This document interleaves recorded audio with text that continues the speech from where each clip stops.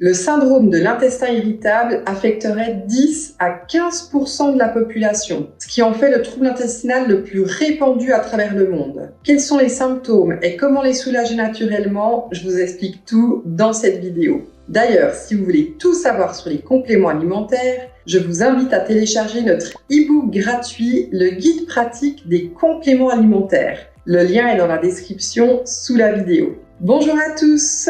Le syndrome de l'intestin irritable, SII, est un trouble fonctionnel digestif qui touche l'intestin grêle et le côlon.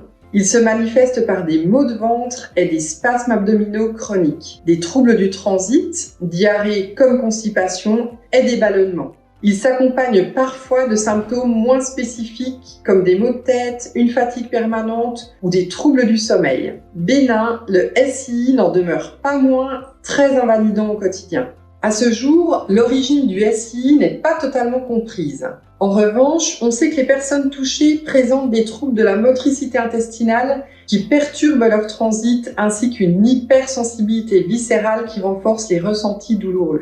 Plusieurs hypothèses sont toutefois avancées, dont celle d'un déséquilibre du microbiote intestinal. Cet état de dysbiose favoriserait la perméabilité intestinale et le passage de molécules pro-inflammatoires à l'origine des douleurs. Quels sont les traitements habituels du syndrome de l'intestin irritable? Malheureusement, il n'existe pour le moment aucun traitement permettant de guérir du SII. Les médicaments proposés visent surtout à atténuer les inconforts. Au cas par cas, le médecin prescrira des antidiarrhéiques, des laxatifs, des antispasmodiques ou encore des antidépresseurs à visée antalgique si les douleurs sont intenses. Parmi les mesures bénéfiques à adopter, une bonne hygiène alimentaire avec des repas moins copieux et moins riches en graisses trans, ainsi qu'une éviction des aliments mal tolérés.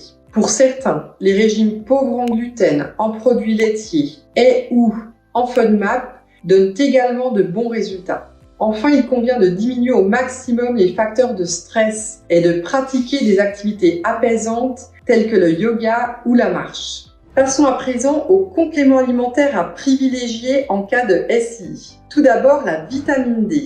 Une étude anglaise menée sur 51 malades du SII a constaté que 82% des participants présentaient une carence en vitamine D. Une seconde étude suggère quant à elle qu'une supplémentation en vitamine D améliorerait la perception des patients quant à leur qualité de vie. Il est également judicieux de penser aux probiotiques qui contribuent à l'équilibre du microbiote intestinal en le repeuplant avec des micro-organismes bénéfiques. Des études soulignent que les patients atteints du SII présentent une population moindre de bactéries appartenant au Lactobacillus et Bifidobacterium. Parmi elles, les souches Bifidobacterium infantis, Saccharomyces cerevisiae et Lactobacillus plantarum se sont particulièrement démarqués lors des tests cliniques. Les fibres insolubles peuvent être irritantes pour les intestins et exacerber les symptômes du SII. En revanche, les fibres solubles peu fermentescibles, comme les graines de psyllium, aident les personnes atteintes de SII à retrouver un confort digestif, surtout lorsqu'elles éprouvent une sensation de trop-plein. Préconisée par les naturopathes, la glutamine est un acide aminé non essentiel que nos cellules intestinales utilisent comme carburant. La recherche récente s'intéresse à identifier son action pansement au niveau de la muqueuse intestinale qui offrirait de possibles applications dans le cadre du SII. Enfin, certaines plantes peuvent vous apporter un grand soutien. La menthe poivrée est reconnue pour ses effets spasmolytiques, carminatifs et plus généralement pour la santé intestinale et digestive. Ces feuilles méritent d'être associées au grain d'anis pour réduire les spasmes du tractus gastro-intestinal, mais aussi au fenugrec, intéressant en cas de perte d'appétit. Merci d'avoir regardé cette vidéo. Si vous avez apprécié, n'oubliez pas de laisser un like ou un commentaire et de vous abonner à la chaîne. À tout bientôt!